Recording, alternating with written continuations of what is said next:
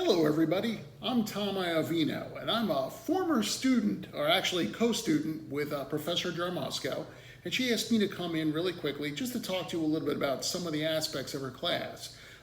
Just a little bit about my background. I have been a public information officer for the past 30 years, and when I first started in the field, there was certainly a lot of concern about having anybody who wasn't a professional photographer handle the cameras because you had to obviously get the film developed, and if you didn't get the shot, it could be a few days before you found that out. Once digital photography became the norm, what happened was I was then given a camera. A number of the pictures I've taken have been used in the Tampa Bay Times. They've been used on television news broadcasts. So with the digital photography, you're able, of course, to see what it is you've got immediately. There's no need to wait. There's no need to wonder, did I get the right shot or did it look good? I just will tell you, Professor Jarmosco, she is a stellar photographer. We worked together on one of our classes to conduct an educational piece about photography. So definitely want to pay attention to what she has to teach you. Here's what I wanted to talk to you about today. It's center interest photography. Just a couple of photos that I've had done where it showed up. The first one is recently my wife and I celebrated our first anniversary together. One of the things we wanted to do was actually show our rings. We have two very distinct rings that we've gotten for our wedding bands. Mine was a Kennedy half dollar from 1964, the last year they used silver in it. And my wife's is a family heirloom. So what we wanted to do was actually show how these two rings looked together.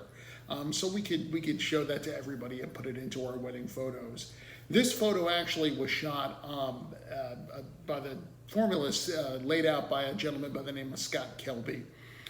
Basically what I did was I took my iPad and polished up the screen really nicely. There were no fingerprints or dust on it. And then we stacked the two rings together. What happened was I had to make sure that I got really balanced light coming into it. And I used the macro focus on my Sony Alpha 5000. It's about a 7 or 8 year old camera, but it still does a great job. And what I did was, by getting the two of them located in the middle of the screen, I was able to get a focus right on the two rings. You can see it's very clear, the detail is very distinct.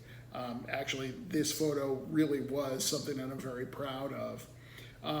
Another photo that I took was actually in the middle of the desert. It was just west of Yuma, Arizona in southeastern California, ambitiously known as the center of the world.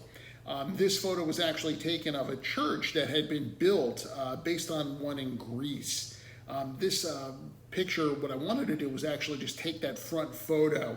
When you see things like the Capitol building in Washington, D.C. or the Taj Mahal in India, typically there is that front photo which is taken just to kind of show the scale and how it looks in the background. And what impressed me most about this photo is the ability to see the sky, the church against the sky, and the rough background.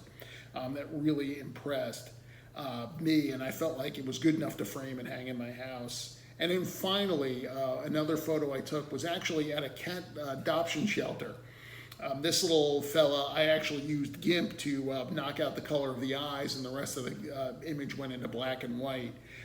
This guy I thought was going to jump right into my arms when I got down to take a photo of him. What I do like about it is the way that the cat filled the frame, focused pretty much on the cat's nose.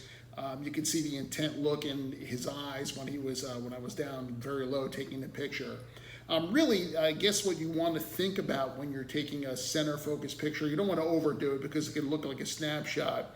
But the key is to make sure that you have a little bit of contrast or something interesting going on. For instance, with the picture of the rings, it was the reflection of the background.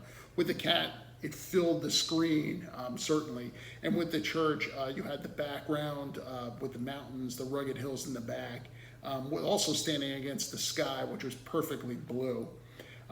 These are all great options. You can see some more about how center focus can really work for your benefit.